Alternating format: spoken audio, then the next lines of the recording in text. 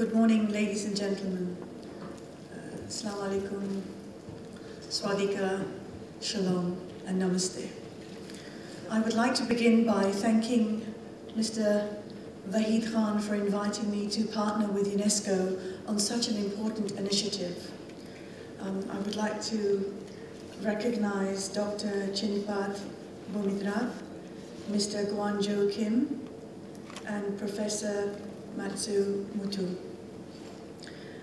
I think that this is probably one of the most important initiatives I'm participating in myself, because I believe that the importance of using ICTs effectively is going to be able to change the world we live in today.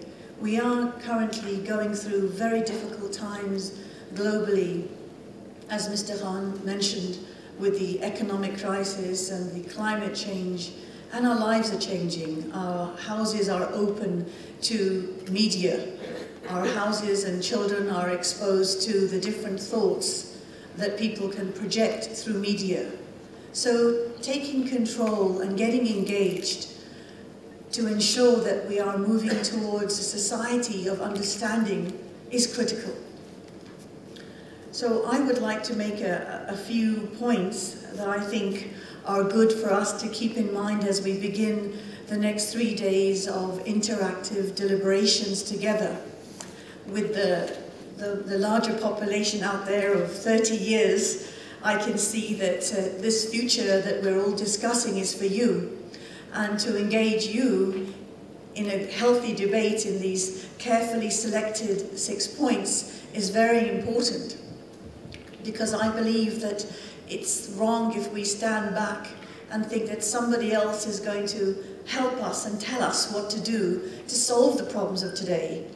Everybody's waiting for somebody else. So creating this, again, thanks to Mr. Khan and UNESCO's platform, having this safe space for us to engage and dialogue about what we can do together and how can we create bridges to understand the cultural diversity, the interfaith dialogue, and move towards the spiritual aspects and understand that all the religions and all of the debates today for peace are all talking about the same thing if we go beyond the discriminations and the misconceptions that are poised.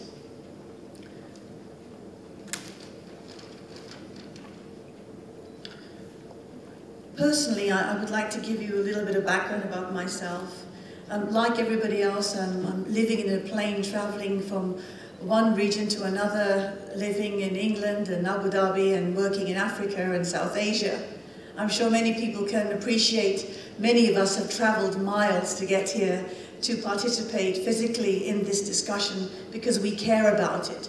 We recognize that lives in our societies are becoming very hostile. I live in London. We have a huge problem with youth, with crime and violence, which is unbelievable, very, very young ages, and people are struggling with what do we do? How do we share the lessons learned from other societies? How do we begin to address the urban transformation of society, which is represented in media today, in hostile manners? We talk in England about a multicultural society, recognizing diversity. What does that mean? What is diversity? My colleague Matsumitsu-san said that we have to understand, we have to have trust. I believe we have to have respect also. We have to respect the diversity. I come from a household where my mother has always celebrated every function. We have Eid and we have Diwali and we have Christmas. It's very important that we instill this in the way we think and live and practice. I believe that creating the space of ICTs to allow discussions that bridge the traditional constraints of society that actually a lot of women face, a lot of marginalized community face. ICTs are a powerful tool that provide access in Afghanistan and in Pakistan, where women may be restricted in their travels outside of the home.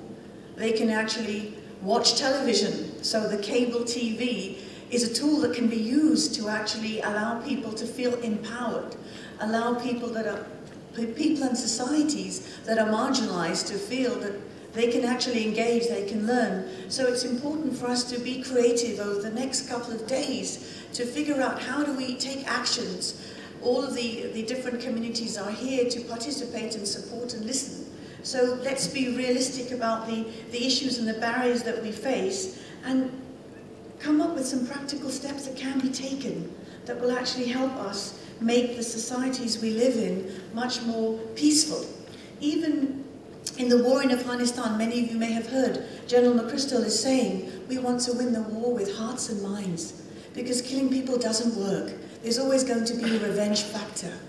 Nobody has ever really won a war. And today, the young children and women are the biggest sufferers in Africa and South Asia. And as Mr. Khan said, there's so many wars being fought today. We don't have enough money to feed the poor. What are we doing killing people and using all this heavy equipment to support something else that doesn't make sense? So I believe today that we can engage creatively, innovatively, with open minds, listening to what the young folks and people from different areas have to say, so that we can come up at the end of the day, I think for David and for Ingrada's wonderful work in helping facilitate the questions and the discussion sessions. And to me, I think the platform has been set for us to create an open environment to listen and then synthesize all of the different thoughts that you have to make this conference something for you to help us facilitate together across the world how we can effectively use ICTs. And thank you very much for listening.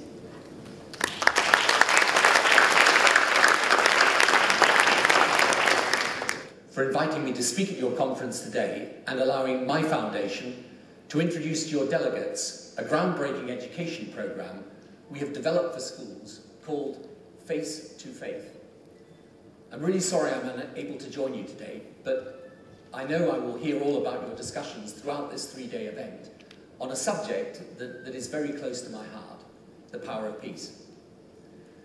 Although Face to Faith is a new program from my foundation, it's developing very rapidly, and the enthusiasm that we find among students and educators and legislators right across the world suggests that the approach we are advocating is very much of the moment. And that's because people all over the world today recognize the need to prepare young people for a rapidly changing, but also richly diverse future. And the Face-to-Faith program sets out to meet that need. So I'm really excited about the potential of this program.